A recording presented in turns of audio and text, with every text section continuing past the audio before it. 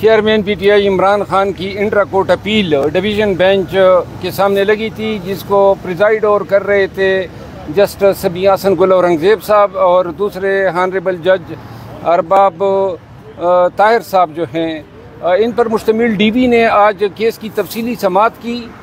عدالت کی معاونت کرتے ہوئے میں نے بتایا کہ خان صاحب کی فیملی، ان کے وکلاء، ان کے معالجین اور ان کے جو قریبی سیاسی رفقائے کار ہیں، ان کو ایکسیس نہیں دی جا رہی ہے، اور پھر سائفر کیس میں جس دن ٹرائل ہوتی ہے اس دن جو ہیں وکلاء جو جاتے ہیں تو وہ چونکہ ہماری ریکویسٹ پہ ہی نہیں ہے، خود زبردستی جیل میں ٹرائل شروع ہیں جس کے اگینسٹ ہم نے اپیل دائر کی ہوئی ہے، تو لہذا یہ بنیادی حقوق کی خلاف ورزی ہیں۔ دوسری بات، میں نے عدالت کو آج انفارم کیا کہ ان کو ٹرائل کے دوران ایک جنگلے میں شاہ محمود قریشی صاحب کے ہمراہ لایا جاتا ہے، جو کہ بدبودار سا، گندا سا، جو انسانی وقار کے منافی ہیں، جس پر عدالت نے حیرت کا اظہار کیا، اور عدالت نے یہ آبزرو کیا کہ یہ سائفر یا جو آفیشل سیکرٹ ایکٹ 1923 کے تحت یہ دہائیوں میں کبھی ایک آدھ کیس آتا ہے، اور ان کے خلاف چونکہ 180 سے زائد کیسز ہیں، تو لہذا اسی کے مطابق وکلاء کی تعداد جو ہیں ان کو وزٹ کرنے کے لیے درکار ہوگی۔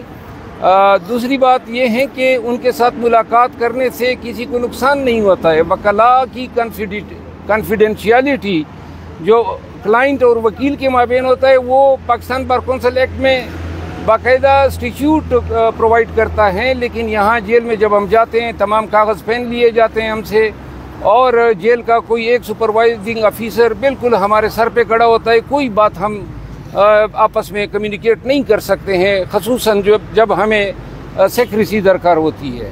تو اس پہ عدالت نے کہا کہ میں حکم صادر کرنے سے پہلے سرکار کو ایک موقع دیتا ہوں کہ وہ اپنے تئیں جوڈیشس مائنڈ اپلائی کرتے ہوئے سپرنٹینڈنٹ جیل کے ذریعے ایک شیڈول بنا کر دے دیں۔ اس کو دیکھ کے پھر عدالت جو ہے تھرسڈے کو فیصلہ کرے گی۔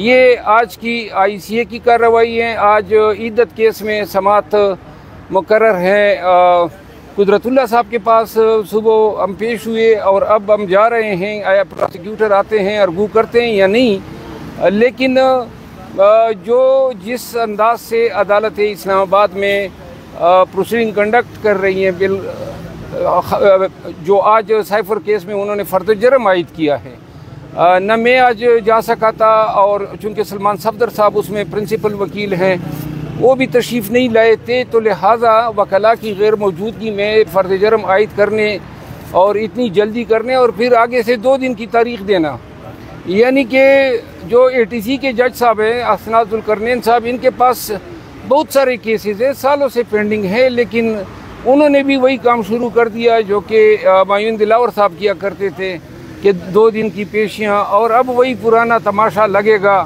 کہ جی گواہ آ گئے ہیں، زبردستی کرانے ہیں جیل میں۔ اب جیل بھی ہم نہیں کروانا چاہتے ہیں، یہ بھی زبردستی کا حکم نامہ ہے، اور چیف صاحب نے اس بنیاد پہ ہماری پٹیشن خارج کر دی کہ جی ان کی سیکیورٹی کے لیے ضروری ہے۔ اب سیکیورٹی جو ہے، ہم نے یہ تو نہیں کہا ہے کہ آپ سیکیورٹی کے نام پہ ہم سے ہمارے فیئر ٹرائل کے حقوق لے لیں۔ پبلک کو جو ہے آپ ایکسیس نہیں دینا چاہتے، میڈیا کو ایکسیس نہیں دینا چاہتے، اور اس میں آئی سی اے بھی فائل ہو گئی ہے، لیکن بتانے کا مقصد یہی ہے کہ آپ سب کچھ زبردستی کر رہے ہیں، جیل میں ٹرائل کر رہے ہیں، آپ کر رہے ہیں، ہم نے کبھی یہ خواہش نہیں کی ہے۔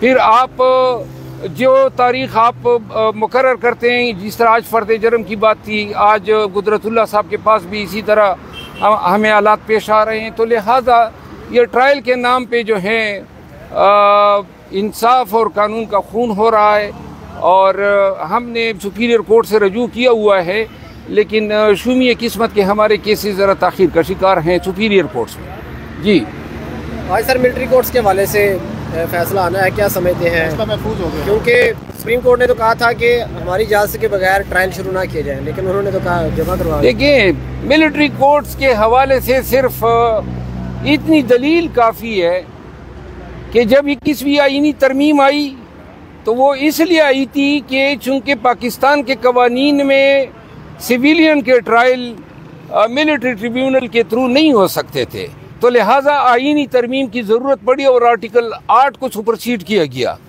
और उसमें सनसेट क्लास था 2 साल का, जो 2017 जनवरी में एक्सपायर हो गई। तो लिहाजा अब दोबारा अगर आपको ज़रूरत है सिविलियन के ट्रायल जो हैं मिलिट्री ट्रिब्यूनल के ज़रिए, तो आपने आईनी तरमीम के ज़रिए ये कर सकते हैं।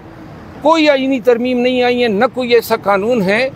सुप्रीम कोर्ट के अपने फैसले यहाँ पे मौजूद हैं। सिविलियंस के ये एहतजाज के जो इल्ज़ामात हैं वो आर्मी से आप करा रहे हैं। क्या आपको अपने अदालती निज़ाम पे एतकाद नहीं है?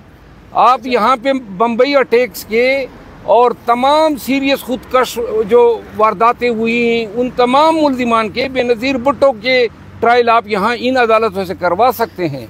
लेकिन जो 9 मई को आपने बेगुनाह लोग पकड़े हैं उनके लिए आप कह रहे हैं कि हम मिलिट्री। शेर अफजल मरवत साहब, कल नवाज शरीफ साहब भी यहाँ पर आ रहे हैं। इमरान खान साहब को भी इलेक्शन कमीशन की जानिब से जो प्रोडक्शन ऑर्डर है वो जारी कर दिया गया है। तो कल क्या देख रहे हैं? क्या कोई सरप्राइज़ आ सकता है अदालतों से? और इमरान खान साहब के हवाले से कल शुएब शाहीन साहब ने कहा कि अगले हफ्ते वो बाहर होंगे, ज़मानत हो जाएगी। एग्री करेंगे? इमरान खान की रिहाई के हवाले से तो मैं बड़ा महफूज जवाब दूंगा, क्योंकि उनके खिलाफ केसेस सारे सियासी है और यही साइफर केस नहीं है, और भी केसेस में उनकी गिरफ्तारी हो सकती है। तो लिहाजा ये उम्मीद देना कि जी अगले हफ्ते इनकी रिहाई हो सकती है, मेरा ख्याल है कि आवाम को शायद मैं मुगालते में डालना पसंद नहीं करूँगा। दूसरी बात यह है कि नवाज शरीफ कल आ रहे हैं। कल की तारीख तक उन्होंने टाइम खुद यही मांगा था कि हमें सरेंडर करने के लिए ये मोहलत दी जाए। कोर्ट ने 4-5 अयाम दे दिए।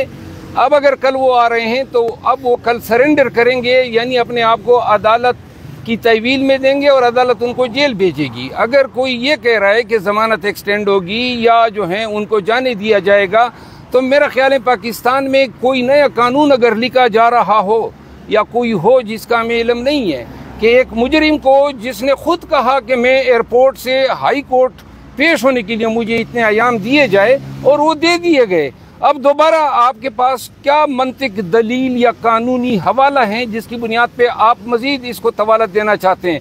हम तवक्को रखते हैं कि कल इस हाई कोर्ट से निकलते हुए नवाज शरीफ पाबजुला होगा। और जहाँ तक खान साहब की आमद का ताल्लुक है, मेरा ख्याल नहीं है कि जो लोग इनको जेल के अंदर रख रहे हैं वो इलेक्शन कमीशन के हुक्म की ताबेदारी करेंगे। यानी आप वाज़ेह तौर पर कह रहे हैं कि कल नवाज शरीफ साहब हाई कोर्ट से डायरेक्टली अडियाला जेल जाएंगे? जी हाँ। Thank you so much.